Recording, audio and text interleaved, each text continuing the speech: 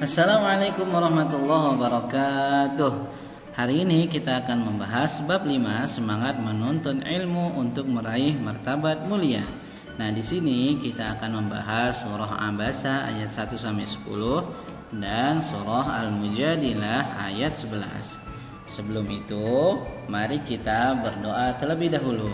Bismillahirrahmanirrahim. Rabbi zidni ilma warzuqni fahma. Amin. Nah, Anda semuanya, di sini ada kalam hikmah yang luar biasa menggugah dari Imam Asy-Syafi'i. Kita lihat, bersabarlah atas pahit getirnya, keras kasarnya sikap guru, karena kokohnya ilmu ada dalam kepedihan. Barang siapa belum pernah merasakan pahitnya menuntut ilmu, niscaya ia akan meratapi hinanya kebodohan sepanjang hidupnya. Barang siapa menyia-nyiakan waktu menuntut ilmu di masa mudanya, maka bertakbirlah 4 kali atas kematiannya, karena dia telah mati. Dianggap kita itu sudah mati sehingga harus disolatkan gitu ya, karena menyia-nyiakan waktu tidak untuk menuntut ilmu. Demi Allah, hakikat seorang pemuda adalah dengan ilmu dan takwa. Sebab tanpa ilmu dan takwa tidak akan bermakna wujudnya. Masya Allah. Nah, luar biasa ya kata hikmah yang menggugah dari Imam Asy-Syafi'i. Kita harus rajin dan pandai memanfaatkan waktu untuk menuntut ilmu. Nah, Anda semuanya, ada adab-adab menuntut ilmu. Kita lihat di sini banyak sekali ya adab-adab menuntut ilmu, yang diantaranya ada nih, harus ikhlas, kita harus percaya diri, berakhlak mulia, memanfaatkan waktu, ya, kemudian memegang teguh syariat Islam, kemudian perhatikan guru. Nah, kalau guru sudah menjelaskan, kita wajib untuk memperhatikan. Ya, di sini ada banyak sekali ya, luar biasa. Nah, Anda semuanya, kita lihat di sini juga ada ya. Nah, tidak memotong ketika guru berbicara, tidak sombong ya, menjauhkan diri dari sikap meminta-minta, senantiasa memuliakan dan menghormati guru. Kita harus ta'zim dan hormat kepada guru, karena di sanalah letak keberkahan ilmu tersebut. Kita harus bersegera mendatangi majelis, jangan santai-santai, jangan sempat guru sudah duduk kita masih belum masuk kelas. Na'udzubillah. Nah, Anda semuanya, kita akan bahas surah Abasa. Sudah pernah dengar surah Abasa? Iya, semuanya sudah pernah ya. Kita baca sama-sama. A'udzubillahi minasyaitonir rajim. Bismillahirrahmanirrahim. Abasa wa tawalla an ja'ahul a'ma wa ma yudrika la'allahu yazzakka aw yadhakkaru fatanfa'ahu adh-dhikra amma man istaghna فأنت له تصدى وما عليك ألا يزكى وأما من جاءك يسعى وهو يخشى فأنت عنه تلهى. Artinya, ya, demi dia Muhammad berwajah masam dan berpaling, karena seorang buta telah datang kepadanya. Dan tahukah engkau, barangkali dia ingin menyucikan dirinya, atau dia ingin mendapatkan pengajaran yang memberi manfaat kepadanya. Adapun orang yang merasa dirinya serba cukup, maka engkau memberi perhatian kepadanya, padahal tidak ada atasmu kalau dia tidak menyucikan diri. Dan adapun orang yang datang kepadamu dengan bersegera untuk mendapatkan pengajaran, sedang dia takut kepada engkau, pada Allah, engkau Muhammad malah mengabaikannya. Nah, inilah surah Abasa. Kita lihat ya, apa sih asbabun nuzulnya. Nah, kita lihat dulu mufradatnya. Nah, di sini Anda bisa lihat potongan-potongan kata dari surah Abasa. Kemudian apa asbabun nuzulnya? Nah, asbabun nuzul surah Abasa berkaitan dengan beberapa ulama mengatakan surah ini turun menyangkut sikap Nabi Shallallahu Alaihi Wasallam, Nabi Muhammad, kepada Abdullah ibnu Ummi Maktum. Kenapa ya? Nah, ketika Nabi Muhammad Shallallahu Alaihi Wasallam sedang sibuk menjelaskan Islam kepada tokoh-tokoh musyrikin Makkah, salah satunya adalah Al-Walid bin Mughirah. Beliau berharap ajakannya dapat menyentuh hati dan pikiran mereka, yaitu tokoh-tokoh tadi ya. Kemudian sehingga mereka memeluk Islam, itu harapan Nabi Muhammad. Diharapkan akan membawa dampak positif bagi perkembangan dakwah Islam. Jadi kalau tokoh-tokohnya sudah menerima dakwah, otomatis yang di bawahnya juga akan mengikut. Nah, saat itulah datang Abdullah ibnu Ummi Maktum yang rupanya tidak mengetahui kesibukan Nabi. Karena beliau itu buta, ya. Jadi Ummi Maktum ini buta. Lalu menyela pembicaraan Nabi, tiba-tiba dipotong gitu pembicaraan Nabi, ya. Lalu dipotong pembicaraan Nabi, memohon agar diajarkan kepadanya tentang Islam. Ini dilakukannya berkali-kali sehingga tidak berkenan di hati Nabi. Nabi belum selesai berdakwah, ya, dia suka motong-motong, namanya juga orang nggak tahu, ya kan.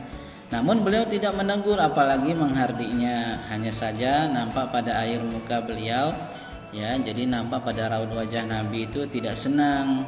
Maka turunlah ayat di atas untuk menegur Nabi. Jadi kalau Nabi seperti itu langsung ditegur oleh Allah Subhanahu wa taala. Nah, Anda semuanya, apa sih kandungan ayatnya? Ya, dalam Al-Qur'an surah Abasa ayat 1 sampai 10 ini Allah memerintahkan Nabi Muhammad SAW agar tidak berpaling dari orang-orang yang membersihkan jiwanya, membersihkan diri dari akhlak tercela dan ingin mendapatkan pengajaran. Kemudian tidak terlalu berharap kepada para pemuka Quraisy akan keislamannya. Allah lah yang akan memberikan petunjuk bagi yang dikehendakinya. Jadi siapapun yang ingin diberikan hidayah, meminta dinasihati, maka kita harus nasihati, ya. Allah Subhanahu wa taala juga memerintahkan Nabi Shallallahu alaihi wasallam agar tidak mengkhususkan memberi peringatan kepada seseorang, namun wajib menyampaikannya kepada siapa saja yang tidak membedakan kaya, miskin, mau dia pejabat, mau dia presiden atau rakyat biasa. Sambutan yang baik kepada orang yang datang dan membutuhkan itu lebih baik dan wajib. Sedangkan berpaling pada orang kaya yang tidak memerlukan karena tidak memiliki keinginan pada kebaikan itu tidak layak. Nah, gitu ya. Jadi kewajiban kita adalah mendidik kaum muslimin, ya, terutama bagi yang menginginkan pengetahuan dan pengajaran itu. Jadi Anda semuanya, ya, surah Abasa ini mengandung beberapa hal yang terkait dengan etika pengajaran. Misalnya, pertama, wajib mengenali orang yang membutuhkan bantuan agar kita bisa memberikan nasihat sesuai dengan karakteristiknya dan kebutuhannya. Yang kedua, kita harus memberikan pelayanan yang proporsional dan profesional sesuai kadarnya dan dengan profesional, ya, dengan pelayanan yang terbaik. Kemudian pelayanan yang diberikan harus dengan niat yang ikhlas dan menyerahkan hasilnya kepada Allah. Kita tugasnya hanya menyampaikan risalah dakwah. Yang memberi hidayah tetaplah Allah Subhanahu wa taala. Nah, Anda semuanya, ayat-ayat di atas juga mengajarkan kita bahwa sebagai guru hendaknya memberikan penghargaan dan pelayanan yang sama. Kita harus berbaik sangka, husnudzon, ya, harus berikap semak dan hati-hati mengambil tindakan. harus fadil, penuh kasih sayang, harus dengan kesopanan ya, dan lemah lembut terhadap anak didik kita. Nah, Anda semuanya yakinlah bahwa Bapak Ibu guru pasti ingin yang terbaik untuk kalian. Makanya kita harus saling bisa memenuhi. Ya, Bapak Ibu guru berusaha memenuhi kebutuhan kalian dalam ilmu. Ya, kalian berusaha memenuhi kebutuhan ibu guru dengan cara disiplin, tertib, ramah, giat menuntut ilmu, rasa ingin tahu yang mendalam gitu ya. Masya Allah, luar biasa. Nah, Anda semuanya, jadi ini tadi yang sudah kita bahas. Nah, sekarang kita akan membahas surah Al-Mujadilah ayat 11. Apa itu ayatnya? Kita lihat bunyi ayatnya. A'udzu billahi minasy syaithanir rajim. Bismillahirrahmanirrahim. Ya ayyuhalladzina amanu idza qila lakum tafassahu fil majalis fafsahu yafsahillahu lakum wa idza qila anshuzu fanshuzu yarfa'illahu alladhina amanu minkum walladhina utul ilma darajat wallahu bima ta'maluna khabir. Nah, anak-anak semuanya, kita lihat mufradat berikut ini. Nah, ini adalah mufradat dari surah Al-Mujadilah ayat 11. Anak-anak semuanya, bahwa kita lihat